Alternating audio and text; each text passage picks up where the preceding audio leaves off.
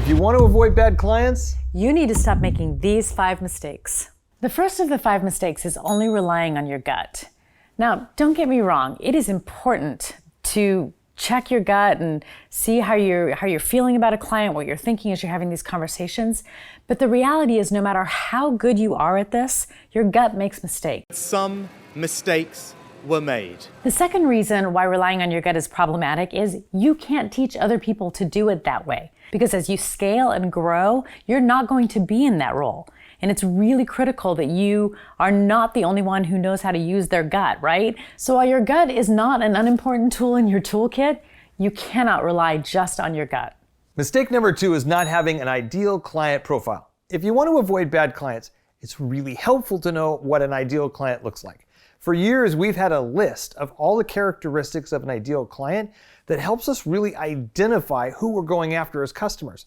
But at the same time, it helps us identify people we don't want as customers because they don't fit the profile. I could spend a lot of time talking to you about this, but if you want to know more, there's a link down in the description that'll take you to a tool that'll help. The third mistake is not having a repeatable process that helps you identify and weed out bad clients. Understand, a repeatable process is something where you have clearly articulated step 1, step 2, step 3. You can train that process, and it's something that somebody besides you can do.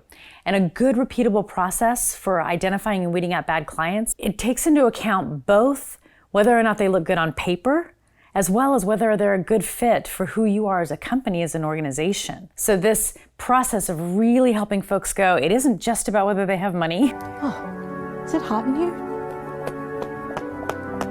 It's also about who they are as clients, their business. Do they fit who we are? So a good process is repeatable, and you can teach other people how to do it. Mistake number 4 is rushing the process. As Catherine said before, you want to have a process that's repeatable. That's critical. But once you have that process, you don't want to hurry through those steps. Each one of those steps is going to be important to identify certain things.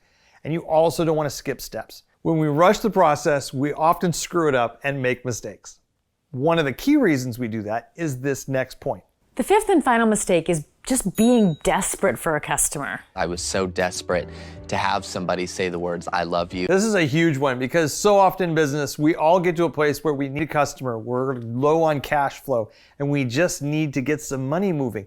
And we might be tempted to just say yes to something that's not a good fit. Well, turns out that this could get you set up for a lot of problems in the future, and you've just got to be aware of this. What you need to do now is watch this in-depth video on how we use our sales process to avoid bad clients altogether.